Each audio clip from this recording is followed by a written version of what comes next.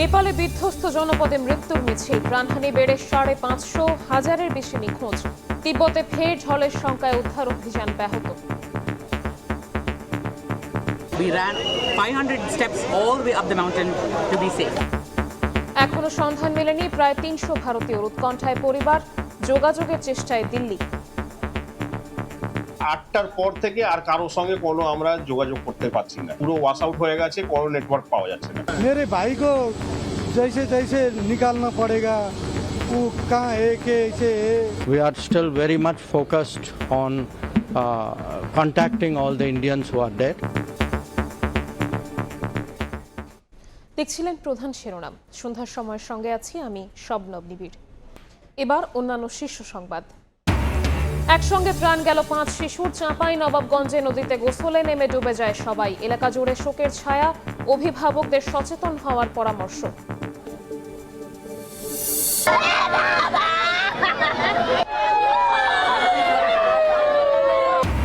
Saudi আরবে নিহত ৯ জনের জানাজায় মানুষের ঢল। নওগাঁয় ৭ মরদেহের দাফন।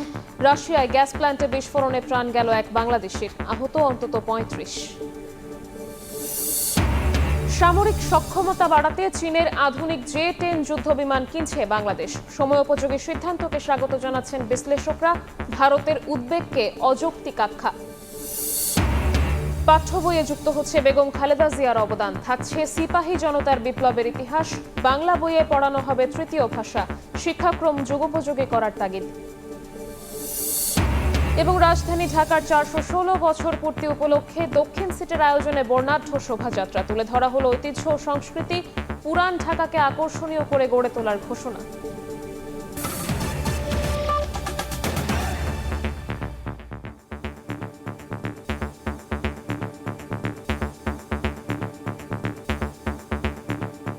নেপালে বিধ্বস্ত জনপদে মৃত্যুর মিছিল। এখন পর্যন্ত প্রাণ গেছে ৫৪৭ জনের। ৭ শতাধিক বিদেশি নাগরিক সহ নিখোঁজ সহস্রাধিক। এখন পর্যন্ত প্রায় ৯০০ জনকে উদ্ধার করা হয়েছে। এদিকে সীমান্তের কাছে নতুন করে তৈরি হওয়া লেক উপচে পড়ায় আরও ভয়াবহ ঢলের আশঙ্কা দেখা দিয়েছে। এতে করে ব্যাহত হচ্ছে উদ্ধার অভিযান।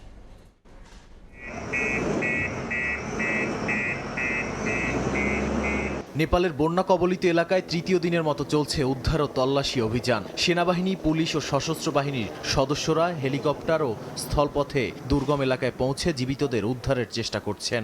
পাশাপাশি নদীর তীর ও ভাটির এলাকায় খুঁজছেন নিখোঁজদের। তবে বৃষ্টি ও প্রতিকূল আবহাওয়ায় ব্যাহত হচ্ছে অভিযান।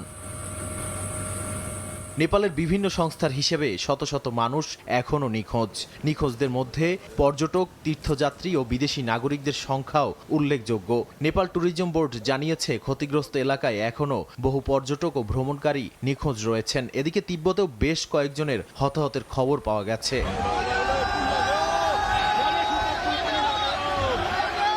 বুধবারের আকস্মিক পাহাড়ি ঢলে ভেঙে পড়েছে নেপাল তিব্বত সীমান্তের গুরুত্বপূর্ণ গিরং বন্দরও। পাহাড়ি নদীগুলো দিয়ে নেমে আসা কাদা পাথর আর পানির প্রবল স্রোত বহু এলাকা বিচ্ছিন্ন করে দিয়েছে। বন্যার পানি ও ধ্বংসাবশেষ ভেসে গেছে বহু দূর পর্যন্ত। এতে করে ভাটির বিভিন্ন জেলাতেও একের পর এক মরদেহ উদ্ধার হচ্ছে। তবে উদ্ধার কাজে এখন সবচেয়ে বড় বাধা হয়ে দাঁড়িয়েছে নতুন করে বন্যার আশঙ্কা। সীমান্তের কাছে ভূমিধসের কারণে তৈরি হয়েছে একটি বিশাল ব্যারিয়ার লেক। এতে ২ মিলিয়ন ঘনমিটারের বেশি পানি জমেছে বলে জানিয়েছে চীনা রাষ্ট্রীয় গণমাধ্যম। টানা বৃষ্টিতে পানির স্তর বাড়তে থাকায় লেকটি যে কোনো সময় বাঁধ ভেঙে ভয়াবহ ঢল নামাতে পারে, এমন আশঙ্কায় ব্যাহত হচ্ছে উদ্ধার অভিযান। এদিকে ভয়াবহ এই দুর্যোগে নেপালকে সব ধরনের সহায়তার আশ্বাস দিয়েছেন মার্কিন প্রেসিডেন্ট ডোনাল্ড ট্রাম্প। এরই মধ্যে যুক্তরাষ্ট্র দুর্যোগ মোকাবিলায় আর্থিক সহায়তা ও বিশেষজ্ঞ পাঠানোর উদ্যোগ নিয়েছে। ভারত ও ইউরোপীয় ইউনিয়নও নেপালের পাশে দাঁড়ানোর ঘোষণা দিয়েছে। নাদিম মারজান, সময় সংবাদ। নেপালে ভয়াবহ ভূমিধসের পর এখনও ২৯০ জন ভারতীয় নিখোঁজ আছেন। দেশটির পররাষ্ট্র মন্ত্রণালয় জানায়, এ পর্যন্ত ৮৪ জনকে জীবিত উদ্ধারের কথা জানালেও কলকাতার একটি পর্যটন সংস্থার ৩২ জন সহ বহু পর্যটকের সঙ্গে যোগাযোগ সম্পূর্ণ বিচ্ছিন্ন রয়েছে। দুশ্চিন্তায় দিন কাটানো নিখোঁজদের পরিবারগুলো একটি ফোনের প্রত্যাশায় প্রহর গুনছে। উদ্ধার কাজ চালাতে নেপাল সরকারের সঙ্গে যোগাযোগ রাখছে ভারত। বিস্তারিত জানাচ্ছেন সুব্রত আচার্য। নেপালে প্রলয়ঙ্করী পাহাড়ি ঢলের পর থেকে নিখোঁজ কয়েকশো ভারতীয় নাগরিক। বেশ কয়েকজনকে জীবিত উদ্ধার করা হলেও বেশিরভাগের হদিশ না মেলায় বাড়ছে উদ্বেগ। Focused on contacting all the Indians who are dead. সবচেয়ে বেশি উৎকণ্ঠা তৈরি হয়েছে পশ্চিমবঙ্গ থেকে যাওয়া একটি দলকে ঘিরে। গত 21শে আগস্ট কলকাতা থেকে কৈলাস মানস সরোবরের উদ্দেশ্যে রওনা দেয়া 32 জনের দলটির সঙ্গে সব ধরনের যোগাযোগ বিচ্ছিন্ন। বারাসাতের শিক্ষিকা সুস্মিতা ভট্টাচার্য পশুপতিনাথ মন্দির দর্শনের পর কেরুঙের দিকে যাওয়ার সময় পরিবারের সঙ্গে শেষ কথা বলেছিলেন। এরপর থেকেই তার ফোন বন্ধ পাওয়া যাচ্ছে। একই দলে আছেন ব্যারাকপুরের বাসিন্দা ও সাবেক কেন্দ্রীয় রেলমন্ত্রী মুকুল রায়ের পুত্রবধূ শর্মিষ্ঠা রায় ভৌমিক। গত বুধবার দুপুরে মানস সরোবরের পথে যাওয়ার সময় শেষবার স্বামীর সঙ্গে কথা হয় তার। পরে কেরুঙের অভিবাসন দপ্তরটির বানের তোড়ে ভেসে যাওয়ার ছবি ও খবর সামনে আসার পর থেকেই পরিবারগুলো চরম উদ্বেগে রয়েছে। কলকাতার ভ্রমণ সংস্থার অফিসও নিখোঁজ কর্মীদের ব্যাপারে কোনো তথ্য দিতে পারছে না।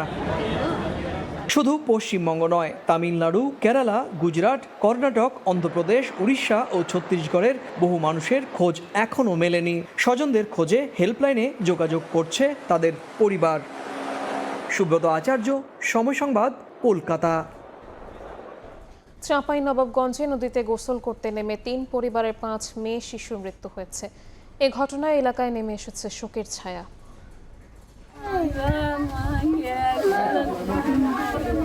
একে একে পানিতে ডুবে মৃত্যু হলো 5 শিশুর। মর্মান্তিক এই মৃত্যুতে এলাকায় শোকের ছায়া। শুক্রবার দুপুরে চাঁপাইনবাবগঞ্জ সদর উপজেলার চরচাকলা গ্রামে মরা পাগলা নদীতে গোসল করতে নামে 7 থেকে 12 বছর বয়সী 5 শিশু। এ সময় একজন তলিয়ে গেলে বাকিরা তাকে বাঁচাতে এগিয়ে যায়। এক পর্যায়ে 5 শিশুই পানিতে ডুবে যায়। বিষয়টি টের পেয়ে স্থানীয়রা ছুটে গিয়ে তাদের উদ্ধারের চেষ্টা চালায়। পরে পাওয়া যায় শিশুদের মরদেহ। খবর পেয়ে পুলিশ ঘটনাস্থল পরিদর্শন করে।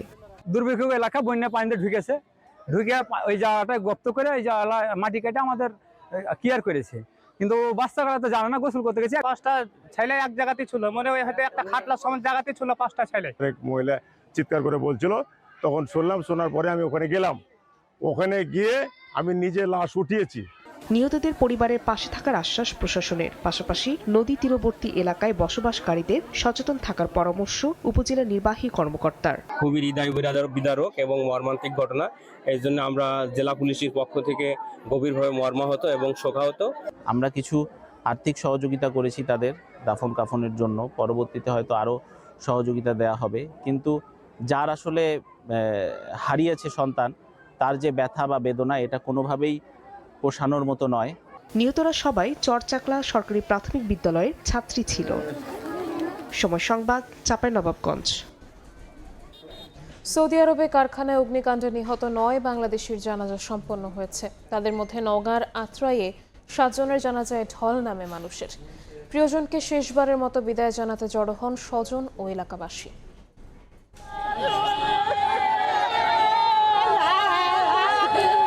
পরিবারের সচ্ছলতা ফেরাতে গিয়েছিল সৌদি আরবে, কিন্তু ভাগ্যের নির্মম পরিহাসে দেশে ফিরল নিথর দেহ। সৌদি আরবে অগ্নি দুর্ঘটনার 20 দিন পর 9 বাংলাদেশির লাশ গ্রামের বাড়িতে পৌঁছালে তৈরি হয় হৃদয় বিদারক দৃশ্য। নিহতদের মধ্যে 7 জনের বাড়ি নওগাঁর আত্রাই উপজেলার গন্ডগোহালী গ্রামের 2 ভাই মোহন ও সুমনকে হারিয়ে পাগল প্রায় মা বাবা। স্বজনদের আহাজারিতে এলাকায় শোকাবহ পরিবেশ। আমরা কোনোদিন এত লাশ দেখিনি। গ্রামের মানুষ খুব মর্মাহত, শোকাহত। খুবই ভালো সওয়াল। এই গায়ের মানুষকে কবে যে খারাপ ছেলেগুলো খুব ভালো ছিল। শুক্রবার সকালে আত্রাই মোল্লা আজাদ মেমোরিয়াল কলেজ মাঠে 7 জনের জানাজা অনুষ্ঠিত হয়। অংশ নেন হাজারো মানুষ। পরে মরদেহগুলো পরিবারের কাছে হস্তান্তর করা হয়। প্রবাসী যে কত কষ্ট, আমি 7 বছর যাবত প্রবাসে থাকি, তো বলার মতো কোনো ভাষা নেই। আমরা খুব কষ্ট পাচ্ছি, খুব দুঃখ পাচ্ছি। আল্লাহ তারা যেন ব্যস্ত বাড়ি করে। এদিকে নাটোরের নলডাঙ্গার রবিউল আওয়ালের বাড়িতেও শোকের মাতম। পরে সকালে স্থানীয় স্কুল মাঠে জানাজায় অংশ নেন শত মানুষ। পরে স্থানীয় কবরস্থানে দাফন করা হয়। বহুত আশা ছিল, আমার বাবার এক স্বপ্ন ছিল, বাবার এক লিয়ে আল্লাহ বাবা বাড়ি করবে। আমার বাড়ি নাই, আমার মাটি ঘরে থাকি।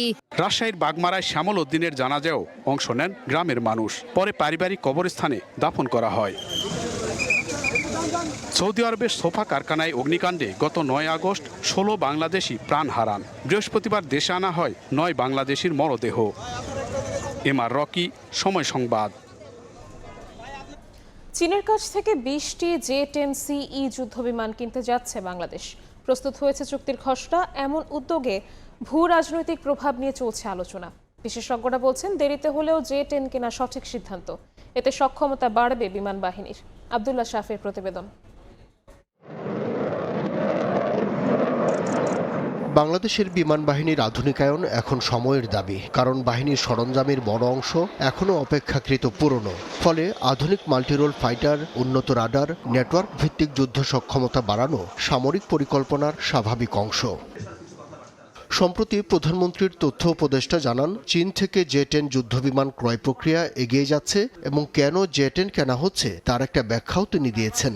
ভারত পাকিস্তানের যখন যুদ্ধ হচ্ছে, ভারতের ডেসল রাফাল ডাউন হয়েছিল এবং সেটা করেছিল চাইনিজ J-10। প্রতিরক্ষা বিষয়ক ওয়েবসাইট দ্য ওয়ার জোনের তথ্য অনুযায়ী চীনের তৈরি J-10 ভিগোরাস ড্রাগন চতুর্থ প্রজন্মের বহুমাত্রিক যুদ্ধবিমান। সুপারসনিক গতির এই যুদ্ধবিমান একই সঙ্গে আকাশযুদ্ধ, স্থল ও সমুদ্রের লক্ষ্যবস্তুতে ও শত্রুর রাডার ও যোগাযোগ ব্যবস্থায় আঘাত হানতে সক্ষম। এই সিদ্ধান্তকে সময়োপযোগী জানিয়ে বিশ্লেষকরা বলছেন, জাতীয় নিরাপত্তার জন্য সামরিক সক্ষমতা বাড়ানোর প্রক্রিয়া বহু বছর ধরে ব্যাহত হয়েছে। চীনের সাথে যে ধরনের আলোচনাগুলি বাংলাদেশ করছে সেটা বাংলাদেশের জাতীয় স্বার্থের সাথে সামঞ্জস্যপূর্ণ। সুতরাং সেই জায়গাতে আসলে ব্যত্যয় ঘটানোর কোনো জায়গা নেই। এখন আমি মনে করি যে সরকার একটা সঠিক সমন্বিত পথে আছে। গত 30 বছর আপনাকে বললাম যে ওই 8টা MiG-29 পরে আজ পর্যন্ত কোনো কেনা হয়নি।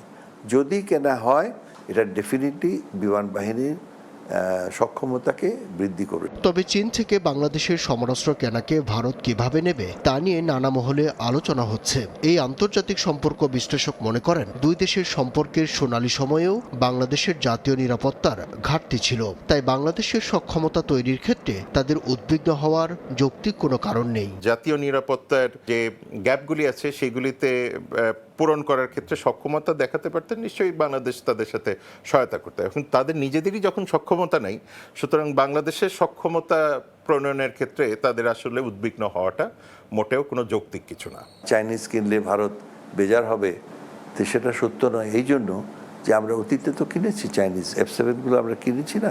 J-10CE কিনতে সরকারকে গুনতে হবে 220 কোটি মার্কিন ডলার, শোধ হবে 10 বছরে। এর পাশাপাশি আছে রক্ষণাবেক্ষণের খরচও। অর্থনৈতিক সংকটের মধ্যে এই চাপ সামাল দেয়াকে চ্যালেঞ্জ হিসেবে দেখছেন এই নিরাপত্তা বিশ্লেষক। বর্তমানে যে অর্থনৈতিক অবস্থা বাংলাদেশের, যে এত বড় একটা ভেঞ্চার তারা করতে পারবে কিনা, যদি তারা পারে ইট ইজ ভেরি গুড। অর্থনীতির যে যুক্তিটা বারবার দেওয়া হয় সেটার যেমন একটা ভ্যালু আছে বটে, কিন্তু নিরাপত্তার ক্ষেত্রে এই জায়গাতে আমার মনে হয় যে দুটাকে একসাথে মেলানোটা ঠিক হবে না। সমরাস্ত্র কেনার ক্ষেত্রে পশ্চিমা ভূ রাজনৈতিক সমীকরণের বিষয়টিও মাথায় রাখার পরামর্শ বিশ্লেষকদের। আব্দুল্লাহ শাফি, সময় সংবাদ, ঢাকা। মক্কা প্রতিরক্ষা চুক্তিতে বাংলাদেশের যোগ দেওয়ার বিষয়টি পর্যবেক্ষণ করছে ভারত। দেশটির পররাষ্ট্র মন্ত্রণালয়ের প্রেস ব্রিফিংয়ে মুখপাত্র রণধীর জয়সওয়াল বলেন, ভারতের জাতীয় নিরাপত্তা রক্ষায় প্রয়োজনীয় সব পদক্ষেপ নেওয়া হবে। All that I have to say is that we continue to closely follow all developments having a bearing on India's security and take all necessary steps to safeguard it. সন্ধ্যার সময় আরও থাকছে।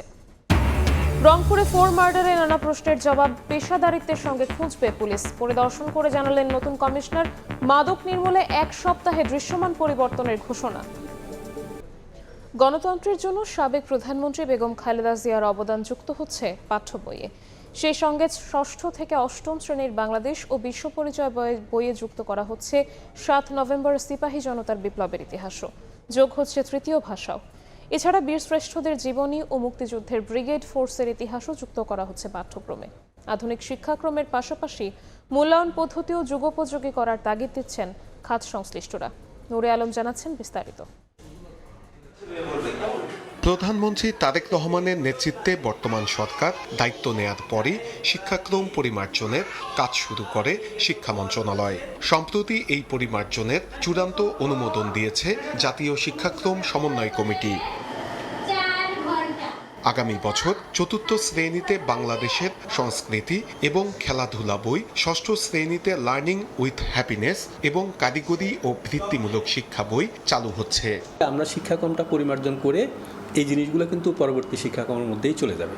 মানে আমরা এখন যেটা করছি এটা একটু অ্যাডভান্স কাজ, কিন্তু পরবর্তী শিক্ষাক্রমের মধ্যে এই জায়গাগুলো এই কারিকুলামটা অলরেডি বানিয়ে মানে আমরা প্রণয়ন করে তারপরে এটা পরবর্তী শিক্ষাক্রমের রিভিশন যখন হবে তখন সেখানে অ্যাডজাস্ট করে দেওয়া হবে। এর বাইরে বইয়ে নতুন বিষয়বস্তু যোগ করে ষষ্ঠ থেকে নবম শ্রেণী পর্যন্ত তথ্য ও যোগাযোগ প্রযুক্তি বইয়ের অনুমোদন হয়েছে। ষষ্ঠ শ্রেণীর বাংলা বইয়ে তৃতীয় ভাষা, একই শ্রেণীতে বাংলাদেশ ও বিশ্ব পরিচয় বইয়ে বীর শ্রেষ্ঠদের জীবনী অন্তর্ভুক্ত হচ্ছে। অষ্টম শ্রেণীর বাংলা বইয়ে মুক্তিযুদ্ধের ব্রিগেড ফোর্সের ইতিহাস থাকছে। ষষ্ঠ থেকে অষ্টম শ্রেণীর বাংলাদেশ ও বিশ্ব পরিচয় বইয়ে 7 নভেম্বরের সিপাহী জনতার বিপ্লবের ইতিহাস যোগ হচ্ছে। অষ্টম এবং নবম শ্রেণীর বাংলাদেশ ও বিশ্ব পরিচয় বইয়ে 90-এর গণ অভ্যুত্থানে সাবেক প্রধানমন্ত্রী বেগম খালেদা জিয়ার অবদান যুক্ত হচ্ছে। 91 যে নির্বাচন অথবা গণতান্ত্রিক প্রক্রিয়ায় যে উত্তরণ, সেখানে দেশনেত্রী বেগম খালেদা জিয়ার অবদানটা আমরা সবাই জানি, যেটা এতদিন অনুপস্থিত ছিল। আমরা চেষ্টা করেছি সেটা তুলে আনতে। শিক্ষা সংশ্লিষ্টরা বলছেন শিক্ষাক্রমকে আধুনিক করতে হবে, সেই সঙ্গে মূল্যায়ন পদ্ধতিকেও যুগোপযোগী করতে হবে। ইমপ্লিমেন্টেশনের জন্য যারা আমাদের স্টেক হোল্ডার আছেন, যারা শিক্ষা বিশেষজ্ঞ আছেন, যারা শিক্ষক শ্রেণীকক্ষে পাঠদান করেন, অভিভাবক, এদের সাথে একটু আলোচনা করে তাদের সাথে মত বিনিময়ের মধ্য দিয়ে আগামী দিনের এমন একটা কারিকুলাম তৈরি করা উচিত। পাণ্ডুলিপি যেন নির্ভুল হয় সেজন্য এনসিটিবিকে সর্বোচ্চ সতর্ক থাকার আহ্বান শিক্ষা গবেষকদের। নূরে আলম, সময় সংবাদ, ঢাকা। সাম্প্রতিক সময়ে আলোচিত নাম তৌহিদি জনতা। কখনো কনসার্ট, কখনো খোলা স্থানে বিশ্বকাপের ফুটবল ম্যাচ প্রদর্শনীতে বাধা। সবশেষ সিলেটের বিয়ানীবাজারে নৌকাবাইচ আয়োজন ঘিরে তাদের আপত্তির বিষয়টি নিয়ে চলছে নানা আলোচনা। প্রশ্ন হচ্ছে, তৌহিদি জনতার ব্যানারে কারা সক্রিয়? আয়োজন বন্ধে তাদের এসব দাবির আইনগত ভিত্তি কতটুকু? আর প্রশাসনই বা কিভাবে দেখছে তাদের এসব আপত্তিকে? জানবো বিস্তারিত।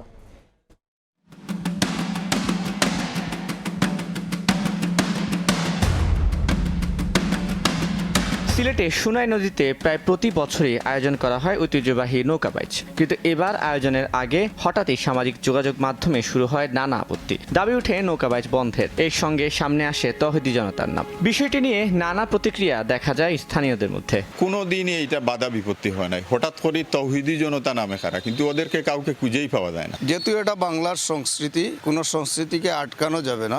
এক পর্যায়ে সামনে আসে দুই পক্ষের সমঝোতার বিষয়টি। আগামী বছর থেকে আয়োজন না করার শর্তে এবার নৌকাবাইচ নিয়ে সমঝোতার খবর এসেছে গণমাধ্যমেও। বাধা কাটলেও প্রশ্ন উঠে আয়োজন ঘিরে আপত্তির যৌক্তিকতা, বন্ধের দাবি এবং সমঝোতার প্রক্রিয়া নিয়ে। বাঙালি সংস্কৃতির সাথে খুবই ওতপ্রোতভাবে জড়িত আমাদের এই নৌকাবাইচ প্রতিযোগিতা। তো তৌহিদি জনতার নামে বা একজন বাধা দেওয়ার চেষ্টা করেছে, এই বিষয়টি আসলে আমাদের জন্য খুবই বিব্রতকরও বটে। আর আগামী বছর অনুষ্ঠিত হবে না এই শর্তে আসলে এই বিষয়টি একটু ভুল মেসেজ দেওয়া হয়েছে। এই ধরনের কোনো শর্ত বা অন্য কোনো বিষয় এখানে আলোচনা হয়নি। তৌহিদি জনতা পরিচয়টি আসলে কারা ব্যবহার করছে? কোনো নির্দিষ্ট সংগঠন, ব্যক্তি নাকি সামাজিক যোগাযোগ মাধ্যমের প্ল্যাটফর্ম? তা নিয়ে উঠেছে প্রশ্ন। এই ব্যানারে উঠা দাবি নিয়ে আলেমদেরই বা অবস্থান কি? আমরা অনেক সময় আবেগতাড়িত হয়ে, আবেগের বশবর্তী হয়ে এমন কিছু করে ফেলি যেটা ইসলামের জন্য অনেক সময় ক্ষতির কারণ হয়, অথবা যারা ইসলাম বিদ্বেষী আছে তারা ইসলাম নিয়ে ট্রোল করার সুযোগ পায়। আমরা কিন্তু তাদের হাতে অস্ত্র তুলে দিচ্ছি। যে মব কালচার নামে একটা ইদানিং বেশ একটা জোরে সোরে আলোচনা আসে, মব কালচার। তো নিজের যদি আপনি আইন হাতে তুলে নেন তো অনেক সময় রাষ্ট্রের ভিতরে বিশৃঙ্খলা হয়, এটা ইসলাম এলাও করে না। নৌকাবাইচ ছাড়াও সাম্প্রতিক সময়ে বিভিন্ন কনসার্ট, সাংস্কৃতিক আয়োজনে তৌহিদি জনতার ব্যানার ব্যবহার করে বাধা দেওয়া অভিযোগ প্রায়ই আসছে। এমনকি ফুটবল খেলা নিয়েও আপত্তি তুলে আসছে তারা। তানভীর হাসান, সময় সংবাদ, ঢাকা। হাদি হত্যার বিচারের জন্য সরকারকে 18 ডিসেম্বর পর্যন্ত আলটিমেটাম দিয়েছে ইনকিলাব মঞ্চ। শাহবাগে ইসলামী আন্দোলনের সমাবেশে হুঁশিয়ারি দেন সংগঠনটির সদস্য সচিব। আর ইসলামী আন্দোলনের নেতারা চলমান বিদ্যুৎ ও জ্বালানি সংকট সহ আইন শৃঙ্খলা পরিস্থিতি নিয়ে সমালোচনা করেন সরকারের। জুমার নামাজের পর মিছিল নিয়ে শাহবাগে জড়ো হতে থাকেন ইসলামী ছাত্র আন্দোলনের নেতাকর্মীরা। যোগ দেন সংগঠনের 35তম প্রতিষ্ঠাবার্ষিকীর ছাত্র সমাবেশে। সমাবেশে যোগ দিয়ে ইনকিলাব মঞ্চের সদস্য সচিব আব্দুল্লাহ আল জাবের জানান 18 ডিসেম্বরের মধ্যেই শরীফ ওসমান হাদি হত্যার বিচার নিশ্চিত করতে হবে, না হলে আন্দোলনের হুঁশিয়ারি দেন তিনি। আগামী 18 ডিসেম্বর এই শাহবাগে লক্ষ জনতার সম্মিলনে শহীদ ওসমান হাদির হত্যার বিচার নিশ্চিত করেই এই সরকারকে ক্ষমতায় থাকতে হবে ইনশাআল্লাহ। ইসলামী আন্দোলনের নেতারা চলমান গ্যাস, বিদ্যুৎ সংকট ও আইন শৃঙ্খলা পরিস্থিতি নিয়ে সরকার এবং বিরোধী দলের ভূমিকার সমালোচনা করেন। বলেন, নির্বাচিত সরকার এলেও দেশে কোনো পরিবর্তন আসেনি। দাবি জানান গণভোটের রায় বাস্তবায়নের। একটি নির্বাচিত সরকার আসার পরেও আমরা কোনো পরিবর্তন দেখতে পাচ্ছি না। রাষ্ট্র সংস্কার করুন, গণভোটের রায় বাস্তবায়ন করুন। ইসলামী আন্দোলনের আমির সৈয়দ মোহাম্মদ রেজাউল করিম কল্যাণ রাষ্ট্র প্রতিষ্ঠা করতে দলের নেতাকর্মীদের নীতি আদর্শে অবিচল থাকার নির্দেশ দেন। খবরদার, নীতি আদর্শ কখনো যেন আমাদের বিঘ্নত না হয়, তাহলে অন্যান্য রাজনৈতিক ছাত্র সংগঠন আমাদের ছাত্র সংগঠনের কোনো পার্থক্য থাকবে না। ইসলামকে রাষ্ট্রীয় পর্যায়ে প্রতিষ্ঠিত করার লক্ষ্যেই ইসলামী আন্দোলন রাজনীতি করে বলেও মন্তব্য করেন সৈয়দ রেজাউল করিম। মনির হোসাইন, সময় সংবাদ, ঢাকা। কি পরিবারের 4 সদস্যকে হত্যার ঘটনায় পেশাদারিত্বের সঙ্গে তদন্ত করছে পুলিশ। হত্যাকাণ্ড ঘিরে সব প্রশ্নের উত্তর খোঁজা হবে বলে জানিয়েছেন নতুন পুলিশ কমিশনার মাহবুবুর রশিদ। দায়িত্ব নিয়ে আলোচিত রংপুরের একই পরিবারের 4 জনকে হত্যার ঘটনাস্থল পরিদর্শনে যান রংপুর মহানগর পুলিশ কমিশনার মাহবুবুর রশিদ। শুক্রবার সকালে রংপুর জেলা স্কুলের অবসরপ্রাপ্ত শিক্ষক গণপতি চক্রবর্তীর বাড়িতে হত্যার ঘটনাস্থলে যান নতুন পুলিশ কমিশনার। পরে তিনি জানান, আলোচিত সব প্রশ্নের জবাব তদন্তের মাধ্যমে খুঁজে বের করতে কাজ করছে পুলিশ। এই মামলা নিয়ে সারা দেশে নানান রকম কথাবার্তা হচ্ছে। এই প্রতিটা কথাবার্তা আপনার সাক্ষ্য প্রমাণ সংগ্রহ করে সেগুলার যথাযথ জবাব দিয়ে মামলাটাকে একটা সঠিক পর্যায়ে নিয়ে আদালতে চার্জশিট দাখিল করে যাতে একটা সুবিচার হয়, আমরা সে চেষ্টাটাই করছি। এ সময় মাদক নির্মূলে 7 দিনের আলটিমেটাম দেন পুলিশ কমিশনার। মাদকের বিষয়ে আমার একটাই বক্তব্য থাকবে যে আপনারা আগামী 1 সপ্তাহে ভিজিবল কিছু পরিবর্তন লক্ষ্য করবেন রংপুর শহরে। এদিকে আলোচিত এই হত্যাকাণ্ডের নিরপেক্ষ তদন্তের দাবি জানান এলাকাবাসী। এই ঘটনা যারাই ঘটাইছে তাদের দৃষ্টান্তমূলক শাস্তি আমরা চাই। আমি চাচ্ছি যে এই হত্যাকাণ্ডের একদম সঠিক তদন্তপূর্বক একটি ন্যায় বিচার। সঠিক দোষী যে সেসবকে খুঁজে বের করতে হবে। আমরা পাশাপাশি আমরাও তো শান্তি পাচ্ছি না, একটা ভয়ের কাজ করতেছি। গত 22 আগস্ট রাতে রংপুর মহানগরীর মাছুয়া পাড়ার নিজ বাসা থেকে শিক্ষক গণপতি চক্রবর্তী, তার স্ত্রী প্রীতিলতা, মেয়ে প্রার্থী ও ছেলে প্রিয়মের মরদেহ উদ্ধার করে পুলিশ। হত্যার দায় স্বীকার করে আদালতে জবানবন্দি দিয়েছে গ্রেপ্তার সিদ্ধার্থ ও মুগ্ধ। আব্দুর রশিদ জীবন, সময় সংবাদ, রংপুর। দেখছেন সন্ধ্যার সময়। রাজধানী ঢাকার 416 বছর পূর্তি উপলক্ষে বর্ণাঢ্য শোভাযাত্রার আয়োজন করল ঢাকা দক্ষিণ সিটি কর্পোরেশন। তুলে ধরা হলো ঐতিহ্য ও সংস্কৃতি। পুরান ঢাকাকে আকর্ষণীয় করে গড়ে তোলার ঘোষণা দিলেন ডিএসসিসি প্রশাসক।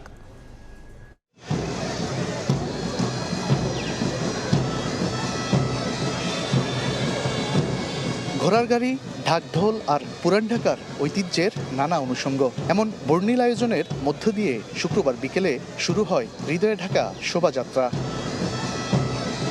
পুরান ঢাকার লক্ষ্মীবাজার থেকে ঢাকা দক্ষিণ সিটি কর্পোরেশনের আয়োজনে শুরু হয় এই শোভাযাত্রা। এতে তুলে ধরা হয় ঢাকার ইতিহাস, ঐতিহ্য ও সংস্কৃতির নানা অনুষঙ্গ। শোভাযাত্রা শেষে দক্ষিণ সিটির প্রশাসক বলেন, নগরবাসীকে সম্পৃক্ত করতেই হৃদয়ে ঢাকা উৎসবের আয়োজন। পুরান ঢাকাকে আরো সুন্দর করে সাজিয়ে এলাকাটিকে আকর্ষণীয় করে তুলতে চান তারা। আমরা বলতে চাই, এই ঢাকা আমার, এই ঢাকাকে আমরা হৃদয়ে ধারণ করতে চাই। যদি হৃদয়ে ধারণ করতে পারি তাহলে এই ঢাকাকে আমরা পরিচ্ছন্ন রাখতে পারবো, এই ঢাকাকে আমরা সবুজে রূপান্তরিত করতে পারবো। এছাড়া নির্দিষ্ট স্থান ছাড়া যেখানে সেখানে ময়লা আবর্জনা না ফেলার আহ্বান জানান দক্ষিণ সিটির প্রশাসক। তানভীর হাসান মেঘ, সময় সংবাদ, ঢাকা। দেখছেন সন্ধ্যার সময়। যুক্তরাষ্ট্রে থাকা প্রায় 2 লাখ অস্থায়ী ভিসাধারীর তথ্য গোপনে যাচাই করছে ট্রাম্প প্রশাসন। কেউ পর্যটন ও ব্যবসায়িক ভিসায় ঢুকে পরবর্তীতে স্থায়ীভাবে থেকে যাওয়ার চেষ্টা করছেন কিনা তা খতিয়ে দেখা হচ্ছে। ভারতীয় নাগরিকরাও এই পর্যালোচনার আওতায় আসতে পারেন বলে ইঙ্গিত দিয়েছে মার্কিন পররাষ্ট্র দফতর। এ পর্যায়ে শীর্ষ সংবাদগুলো জানিয়ে দিচ্ছি আরও একবার। নেপালে বিধ্বস্ত জনপদে মৃত্যুর মিছিল, প্রাণহানি বেড়ে 550, 7 শতাধিক বিদেশি নাগরিক সহ নিখোঁজ সহস্রাধিক। তিব্বতে ফের ঢলের শঙ্কায় উদ্ধার অভিযান ব্যাহত। একসঙ্গে প্রাণ গেল 5 শিশুর, চাঁপাই নবাবগঞ্জে নদীতে গোসলে নেমে ডুবে যায় সবাই। এলাকা জুড়ে শোকের ছায়া, অভিভাবকদের সচেতন হওয়ার পরামর্শ।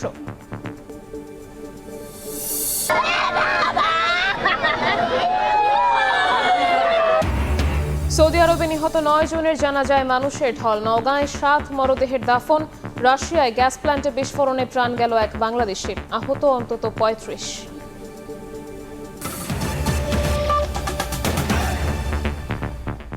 এই ছিল সন্ধ্যার সময়। এরপর জনপদের সময় নিয়ে সঙ্গে থাকবেন সহকর্মী গোলাম রাব্বি।